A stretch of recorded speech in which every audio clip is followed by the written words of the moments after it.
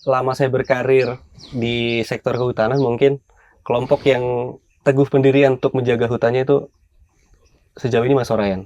Karena tidak hanya slogan, tidak hanya obrolan-obrolan saja, tapi aksinya nyata sekali.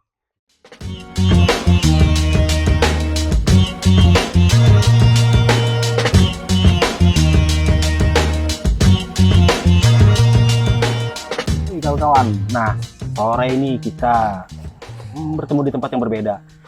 Tempatnya estetik.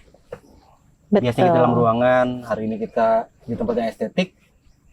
Ya betul Bang Yuda, jadi hari ini suasananya sangat-sangat berbeda. Biasa kita di studio untuk podcast, jadi sore hari ini kita sangat nyaman, tenang dengan suasana yang begitu indah ya. Kita menikmati suasana sore di mana Bang Yuda? Kita tanyakan langsung. Di mana langsung ya, betul. Nah, jadi hari ini ada siapa nih? Silakan kenalkan diri dulu. Boleh. Abang-abang sekalian. Saya Gusti Semudra, anggota HKM Mas Orayan. Ya. Saya Afan Kurniawan, pendamping kelompok HKM Komunitas Karya Mas Orayan dari PT Sawit Sumber Masarana. Nah, ini lokasi ini Danau Mas Orayan. HKM itu sebenarnya apa sih? Bisa dijelaskan dulu Bang Samudra. HKM itu Hutan Kemasyarakatan. Itu adalah program dari Kementerian Kehutanan yang PS, Perhutanan Sosial. Perhutanan Sosial, jadi di dalam Perhutanan Sosial itu ada 5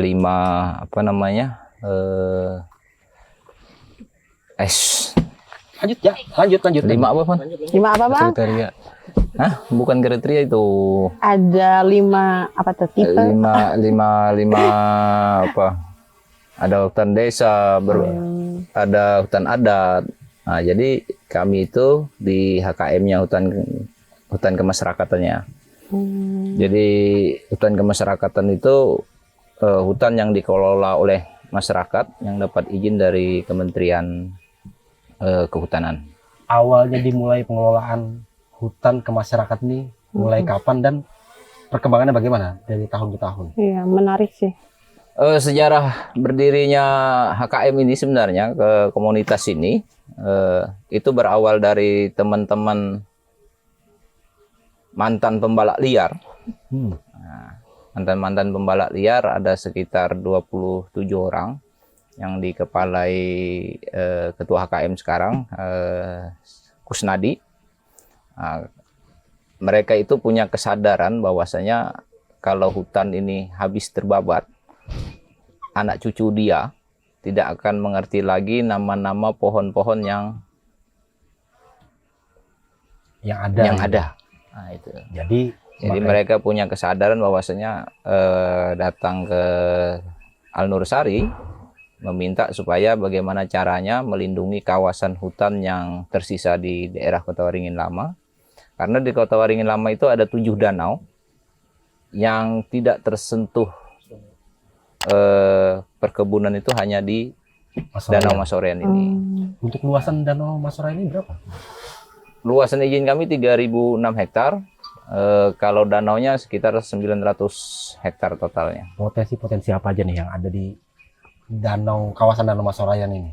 Kalau di danaunya ini ikan banyak.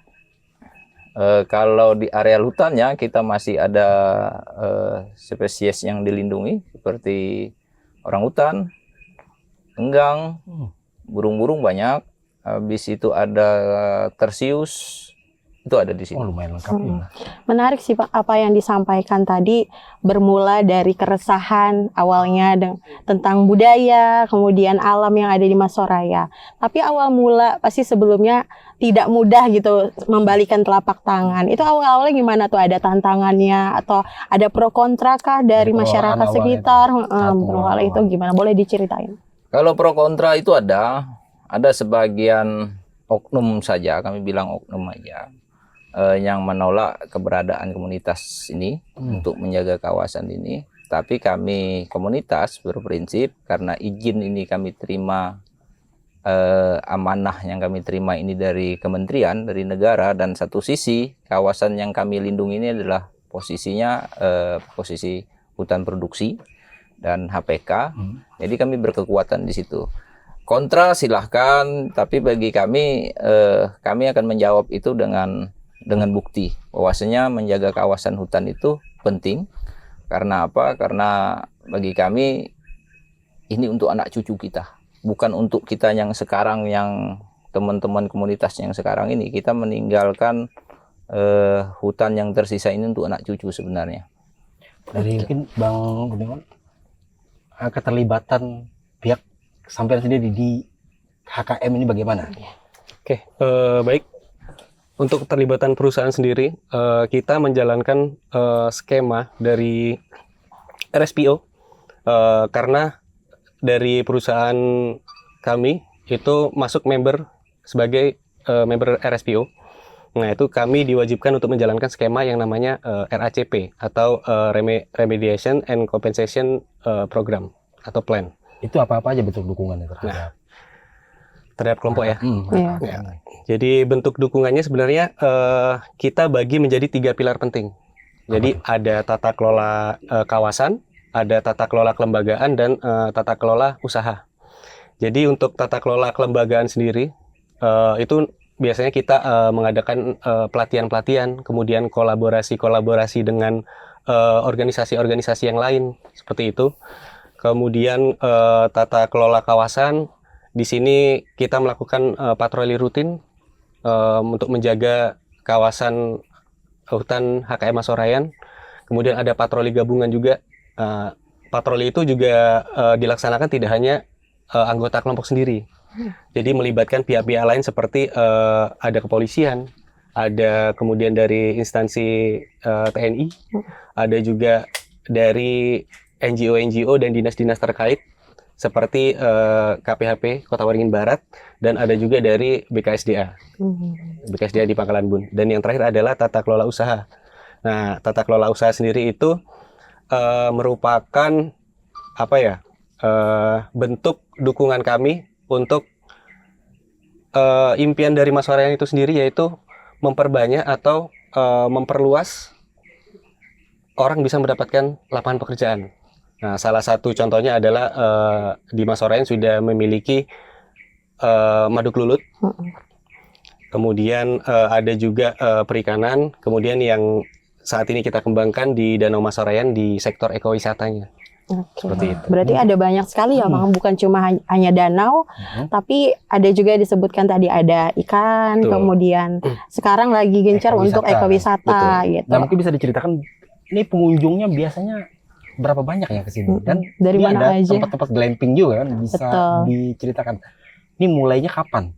Di Inisiatif terbuka untuk publik lah bisa datang ke sini. Sebenarnya Masorayan ini dibilang siap, kami sebenarnya masih persiapan. Nah, ramenya ini karena TikTok. Ya, Asik. media Jujur saja sosial. kita dari TikTok ramenya akhirnya mulai banyak pengunjung. Sebenarnya kita dari Masorayan itu lagi belum siap 100%. belum siap 100%. Kita semuanya lagi persiapan dengan teman-teman SSMS untuk mendesain di sini apa sih sebenarnya yang harus kita bangun. Nah, dengan adanya glamping ini, kalau pengunjung sementara ini kami luar itu belum, tetapi kalau masyarakat di sekitar Pangkalan Bun dari Kalbar itu sudah ada yang ke sini. Sudah mulai nginap di sini. Di sini. Oke, mungkin dari SSMS ini awal mulanya kapan sih bisa akhirnya bermitra dengan HKM? Terus kemudian apa aja tantangan mungkin pastinya dalam kerjasama ini kayak gitu, boleh diceritain? Mungkin untuk pertama kita melakukan penjajakan, Bang, ya, itu di 2021. Nah, jadi kita awal bertemu dengan HKM Masorayan ini tidak langsung melakukan kerjasama. Tetapi kita melakukan pendekatan dulu itu kurang lebih selama 1 tahun. Ya, PDKT lah. Betul. PDKT dulu lah. Betul. PDKT tidak dekat. Itu dia. Nah, jadi setelah kita melakukan PDKT, kita sama-sama tahu nih maksud dan tujuannya dari perusahaan seperti apa, kemudian dari kelompok inginnya seperti apa ke depannya. Nah, di tahun 2022 itu kita mulai melakukan kerjasama yang pertama. Apa tuh kerjasama? Apa? Itu sama, itu tadi 3 yang saya sebutkan.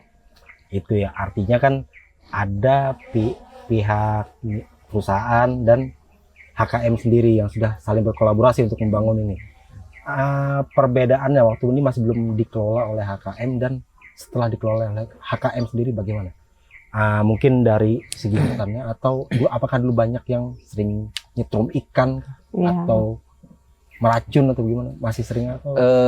Kalau perbedaannya itu banyak.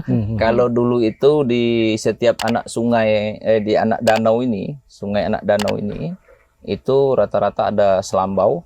Apa itu? Selambau itu kayak pukat harimau. Kali mengangkat itu bisa ratusan kilo. Nah, itu semenjak kita memegang izin, itu kita tertibkan. Yang dulunya nelayan tradisional yang menggunakan alat-alat tradisional agak susah mendapatkan ikan, sekarang ini mereka sudah bisa mendapatkan hasil yang maksimal dari dari tidak adanya selambau itu tadi. Selain itu di sini dulu banyak pembalak liar. Nah, pembalak liar di areal Masorean ini banyak dulu. Nah, setelah kita dapat izin juga, semuanya kita tertibkan. Dan alhamdulillah sekarang ini sudah tidak ada.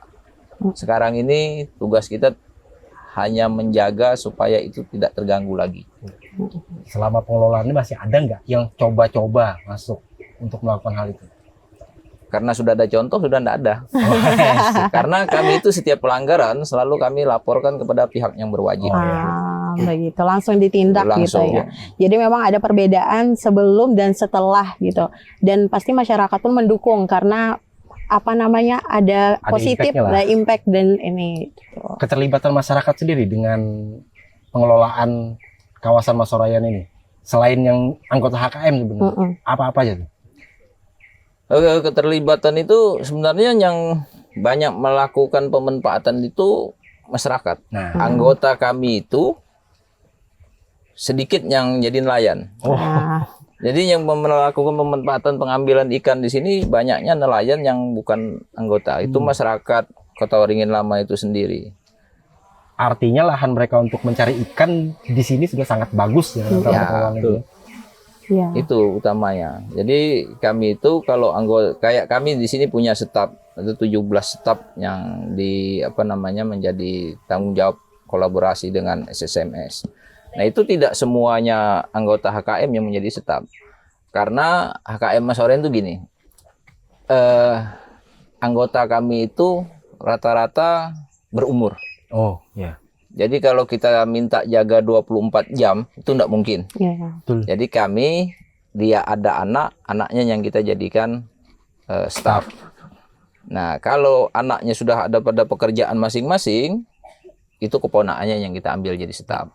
Jadi sebenarnya tujuannya itu yaitu hanya tujuan awalnya itu menjaga ini supaya ada lapangan pekerjaan untuk orang-orang yang di sekitar di Kota Waringin Lama terutama ya.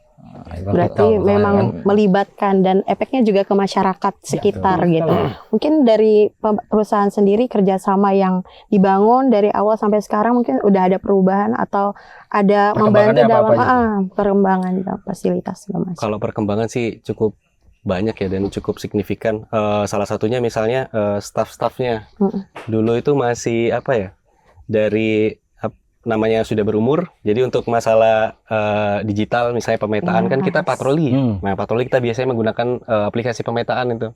Nah, dulu itu masih patroli asal kita masuk hutan aja, menemukan sesuatu kita catat. Nah, sekarang mereka sudah bisa menggunakan aplikasi pemetaan seperti itu. Kemudian dulu kebanyakan laki-laki. Nah, sekarang untuk keterlibatan perempuan ada di dalam bagian bidang apa tuh? Di bagian administrasi ada. Kemudian juga ketika ada kegiatan-kegiatan besar yang mungkin mengundang pihak-pihak yang lainnya, itu ada keterlibatan ibu-ibu untuk memasak. Nah, ini juga untuk ekowisata di glamping ini nantinya juga akan melibatkan lebih banyak lagi ibu-ibu. Membuka Harapannya seperti lapangan itu. gitu. Betul. Ya. Nah, untuk glamping ini kira-kira kapan bisa terwujud? Bisa launching nih, Launching. resmi ya. Gimana Bang? Kira-kira. Agustus. Yes. Oh yes. Udah Berarti diucap dalam Agustus. waktu dekat ya. Dalam waktu waktu dekat. dekat. Ini Dalam bulan. waktu dekat. Ya. Iya, Berarti betul. ini masih finishing ya. Iya. Sih. Nanti pengelolaannya itu apa? Adakah ya staf khusus untuk yang mengelola ini, maksudnya terpisah dari HKM atau memang dikelola langsung oleh HKM? Langsung dikelola oleh HKM. Jadi intinya langsung staf HKM yang mengelola glamping ini. Untuk ini kan kalau kita bicara dengan ekowisata, pasti ada limbah apa segala macam. Ini pengelolaannya bagaimana? Kalau limbah kita plastik itu kita kumpulkan, kita bawa ke tempat pembuangan sampah. Oh, memang ditata khusus ya? Kalau apa namanya, kalau di glamping ini kita menggunakan Bioflok. ya, bukan bioflok. Kok bioflok, astagfirullah. Apa namanya? Biogar. Biogar. Apa tuh? Jadi kotoran Manusia. pengunjung manusia itu dimasukkan ke dalam Tabung. biogar tabung itu. Habis itu kita kasih obat. Oh, sehingga tidak ada jadi Tidak, pencemaran pencemaran di tidak ada. danau itu Di sendiri manusia. ya. Artinya selain pengelolaan sampah-sampah di luar, sampah-sampah manusia juga dikelola agar tidak mencemari danau. Pencemaran danau. Tadi pas menyusuri sini sangat seru kan, tadi dari jembatan terus kita naik kelotok ke sini, dan itu mungkin bisa jadi salah satu ini ya Pak, susur sungai gitu. Dan juga penasaran nih, di sini ada apa aja sih flora fauna yang mungkin bisa, Yang bisa jadi menarik menarik orang lah. perhatian dari masyarakat itu sendiri untuk Atau kesini. spot-spot mana yang kira-kira Iya. nanti bakal dianggap wah ini kalau pengunjung diarahkan ke sini misalnya. Orangutan? Ada orang-orang di sini, Orangutan ada di sini. Banyak. burung juga ya. Burung banyak. Orang utannya masih sering kelihatan di pinggir sungai ini. Nah, kalau orangutan itu kita agak masuk ke dalam sedikit, sekitar 2 kiloan dari kita tempat kita ini, sekitar 2 kiloan masuk ke hutan. Tapi sifatnya masih liar kah atau Liar. Oh, liar. Apa nggak ada kemungkinan menyerang orang tuh? Kan mereka teritorial kan? Insya Allah enggak. Insya Allah enggak. Oh, sudah friend. Sudah friend, sudah bestie pokoknya.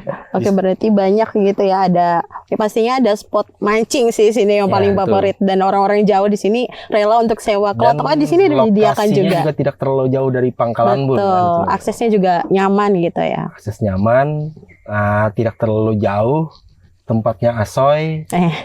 Ya, Mungkin sedap. ada pesan-pesan dari Bang Samudra sendiri bagi kawan-kawan di luar sana terkait pelestarian hutan alam dan sebagainya gitu. Ada pesan-pesan lagi? Simple, kalau di Masaurian itu menjaga hutan itu adalah amanah Tuhan. Jaga hutan adalah amanah Tuhan. Amanah tuh. Cut apa dipotong untuk TikTok. Asik. Caption. Karena Caption. itu yang menjadi menjadi kekuatan teman-teman yang mantan-mantan pembalap liar itu. Artinya pembalak sadar akhirnya melaksanakan reboisasi sendiri, menjaga hutan Jaga hutan. dan membangun agar bisa hidup dari hasil hutan itu sendiri. Gitu ya. Betul. Mungkin Bang? Benar? Kalau saya mungkin langsung berkaca dari HKM Masorayan itu sendiri, Bang. Jadi memang HKM Masorayan ini mungkin selama saya berkarir di sektor kehutanan, mungkin kelompok yang teguh pendirian untuk menjaga hutannya itu sejauh ini Masorayan. Karena tidak hanya slogan, tidak hanya obrolan-obrolan saja, tapi aksinya nyata sekali. Istilah kata orang sini itu bukan bayar pander. Betul, bukan banyak Tapi pander. aksinya ya. Aksinya. Oke kawan-kawan, ini kayaknya matahari sudah semakin tenggelam, mau dekat-dekat maghrib. Kita sudah dulu omongan apa? Obrolan kita Obrolan sore kita hari hari ini yang begitu menarik pastinya, dan suasana yang begitu mendukung, alhamdulillah. Dan juga terima kasih untuk tempat yang indah Masorayan dan juga tim yang dibalik yang pejuang kita. Dan gimana Bang Yuda? Oke, saya Yuda. Dan saya Akoba. Jangan lupa untuk like, comment, subscribe, dan share ke seluruh media sosial yang kalian punya. Sampai jumpa di podcast selanjutnya. Bye-bye.